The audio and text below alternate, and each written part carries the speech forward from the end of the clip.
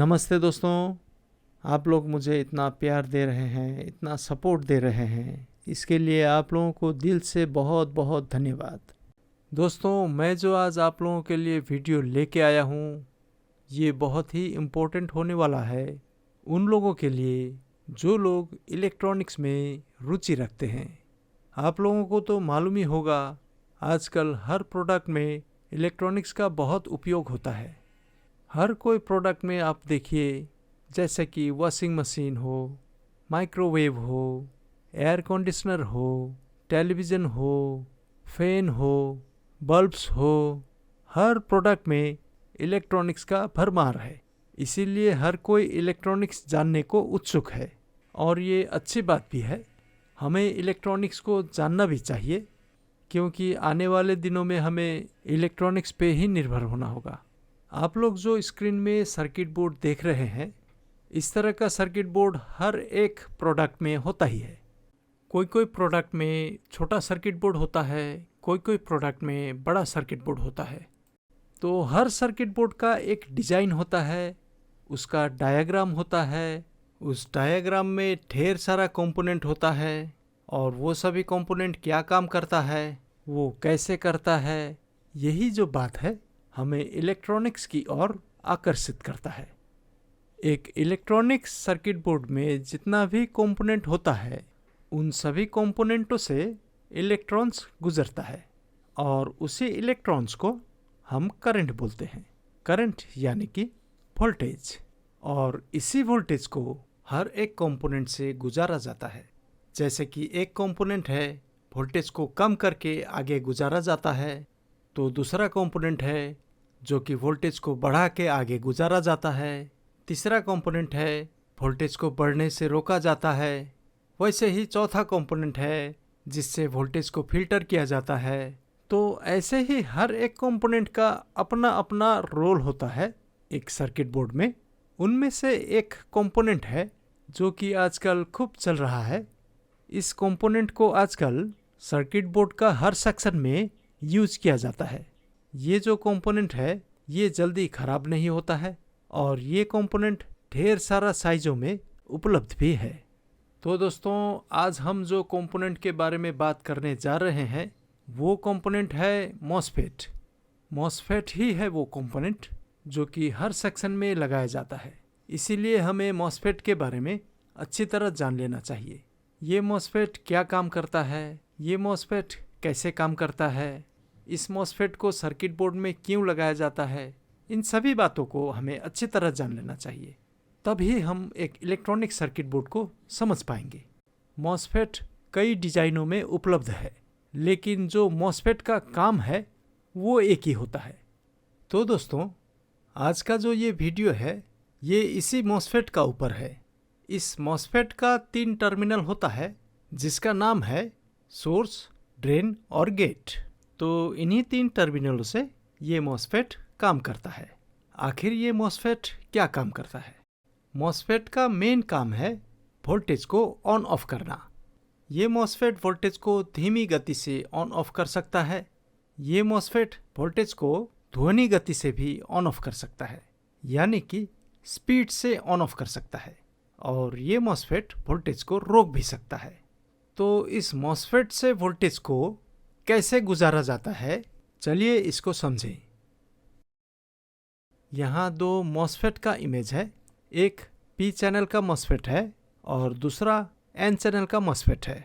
MOSFET का मतलब है metal oxide semiconductor field effect transistor.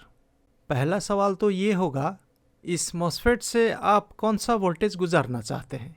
Voltage 2 प्रकार का होता है। एक पॉजिटिव वोल्टेज होता है और दूसरा नेगेटिव वोल्टेज होता है। तो आप इन दोनों में से कौन सा वोल्टेज मॉसफेट से गुजारना चाहते हैं? अगर आप पॉजिटिव वोल्टेज मॉसफेट से गुजारना चाहते हैं तो आपको पी चैनल का मॉसफेट लेना होगा। ठीक वैसे ही अगर आप नेगेटिव वोल्टेज मॉसफेट से गुजारना चाहते हैं तो आपको एन चैनल मॉसफेट लेना होगा। इन दोनों में से कोई भी वोल्टेज आप मॉसफेट से गुजार सकते हैं, लेकिन मॉसफेट से वोल्टेज तभी गुजरेगा जब मॉसफेट का गेट में सोर्स का अपोजिट वोल्टेज दिया जाएगा। जैसे कि हम इस मॉसफेट से पॉजिटिव वोल्टेज गुजारना चाहते हैं तो हमें क्या करना होगा, इस मॉसफेट का सोर्स टर्मिनल में पॉजिटिव वोल्टेज इनपुट करना होगा। ये पॉजिटिव वोल्टेज मॉसफेट का ऊपर डिपेंड करेगा। अगर मॉसफेट 5 वोल्ट का है तो मॉसफेट से 5 वोल्ट ही गुजारा जा सकता है। अगर मॉसफेट 12 वोल्ट का है तो उस मॉसफेट से 12 वोल्ट ही गुजारा जा सकता है। हर मॉसफेट का अपना पावर होता है और इस पावर को जानने के लिए हमें मॉसफेट का डाटा शीट देखना होता है। उसी डाटा शीट में मॉसफेट का पूरा डिटेल होता है, जिससे हम मॉसफेट को चुन सकते हैं और हम तब मॉसफेट में मॉसफेट का मुताबिक वोल्टेज को गुजार सकते हैं जैसे आप चाहें। मेरा मतलब है कि इस वोल्टेज को आप धीमी गति से गुजार सकते हैं, ध्वनि गति से गुजार सकते हैं, या इस वोल्टेज को ऑन ऑफ कर सकते हैं। आप जैसे चाहे वैसे मॉसफेट से वोल्टेज को गुजार सकते हैं, भले ही वो पॉजिटिव वोल्टेज हो या नेगेटिव वोल्टेज हो।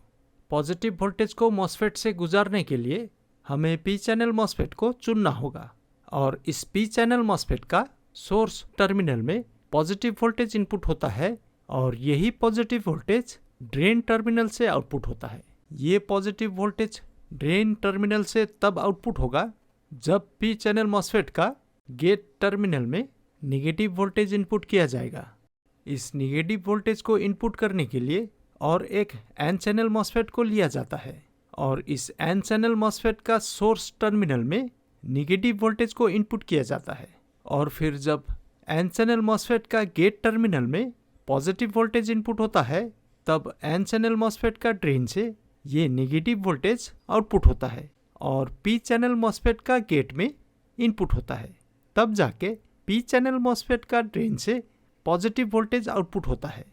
जब तक मॉसफेट का गेट में 1 वोल्ट से ज़्यादा नहीं होगा तब तक मॉसफेट का ड्रेन से वोल्टेज आउटपुट नहीं होगा और ये गेट वोल्टेज मॉसफेट का ऊपर निर्भर करता है।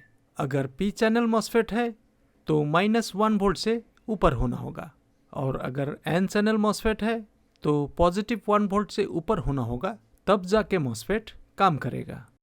तो दोस्तों, ठीक इसी तरह अगर हम एक मॉसफेट से नेगेटिव वोल्टेज को गुजारना चाहते हैं तो हमें एन चैनल का मॉसफेट लेना होगा।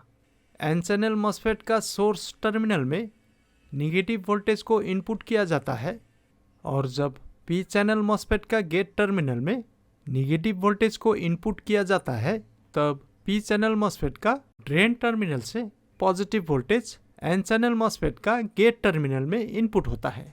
तब जाके एन चैनल मॉसफेट का ड्रेन से नेगेटिव वोल्टेज आउटपुट होता है। मॉसफेट का ही तरह और एक कंपोनेंट है जिसका नाम है ट्रांजिस्टर। ये जो ट्रांजिस्टर है ये ट्रांजिस्टर बहुत तरह से काम कर सकता है। अगर आप लोगों को इसके बारे में जानना हो तो इस वीडियो को लाइक और शेयर कीजिएगा। इस वीडियो में जितना जल्दी लाइक बढ़ेगा उतना ही जल्दी आप लोगों को इस तरह का नया वीडियो मिलता रहेगा। और जिन्होंने भी इस चैनल को सब्सक्राइब नहीं किया है वो जल्दी से सब्सक्राइब कर लें ताकि आने वाले दिनों में और भी अच्छा वीडियो इस चैनल में आने वाला है। धन्यवाद दोस्तों।